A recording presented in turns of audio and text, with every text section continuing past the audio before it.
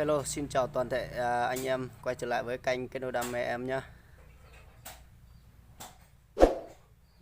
Dạo này công việc bận rộn lắm, không có thời gian đi vào rừng rồi anh em ạ. Hôm nay là em làm clip là lên cho anh em con gà mồi F2 nhá. Con này mồi tơ thôi, cho anh em chiêm ngưỡng cái rộng và anh em xem kỹ. Nếu ưng thì alo cho em ship cho nhá. Con này khá là thuần luôn và đi rừng quá ok rồi, bao chơi cho anh em luôn nhá. Con này thì không phải nghĩ rồi, anh em xách về là chỉ cần đi vào rừng luôn thôi. Con này em tập khá là thuần rồi,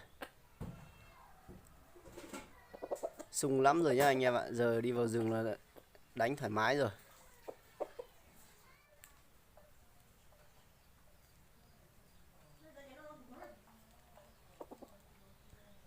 Tướng khá là gọn luôn nhá anh em ạ. Con này lông cổng bên này thì nó dùng một sợi rồi nhá anh em. Đấy, còn bên này thì mới đầy đủ. Đó, bên này là đầy đủ lông cổng nha anh em ạ.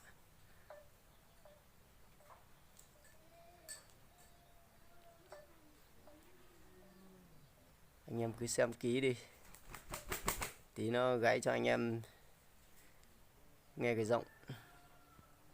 Con này đi vào rừng thì khỏi phải nghĩ rồi nhá anh em ạ. Mua về là chỉ cần việc đi vào rừng luôn thôi.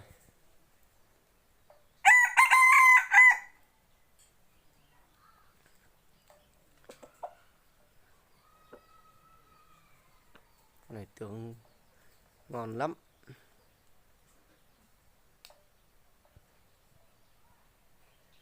Gã đi nào.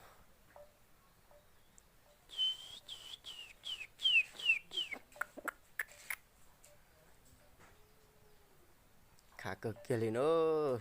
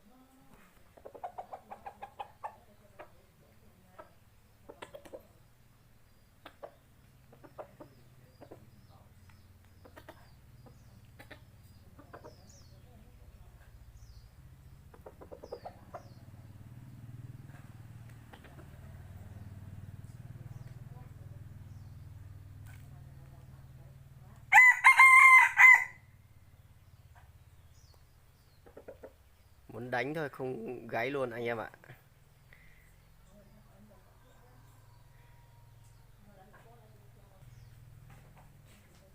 Đây em sẽ cho lên cầu để gãy rồng gãy cho anh em nhé. Đó, nó gãy đây. Đó, cái này rồng cũng khá là phê nhá anh em ạ. Đó, cái này gáy căng lắm rồi.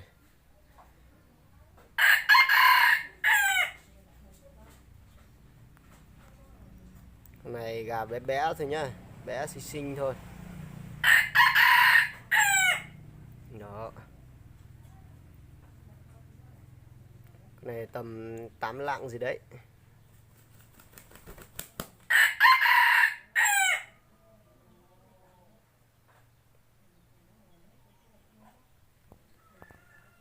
Anh em cứ xem kỹ đi, ưng thì alo em ship cho nhá. Con này thì bao chơi bao đi rừng cho anh em luôn. Giá cả thì anh em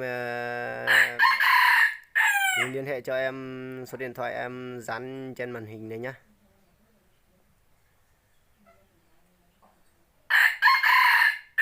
Đó, gáy căng lắm rồi, sung lắm rồi đấy.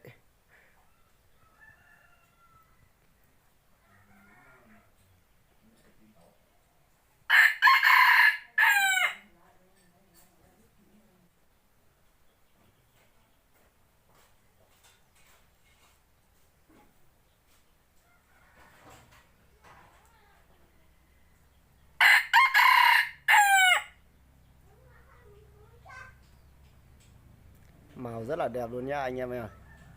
Con này thì hết điểm chê rồi. F2 thôi nhưng mà đẹp gần như là F1 luôn.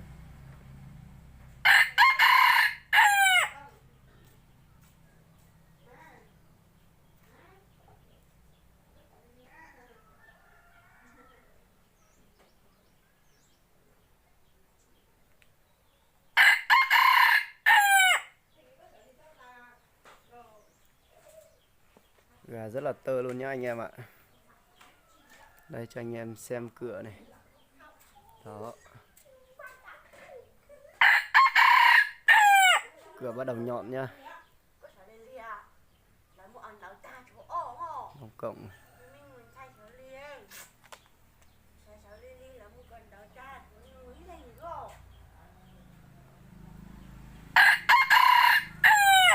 quá thuần luôn.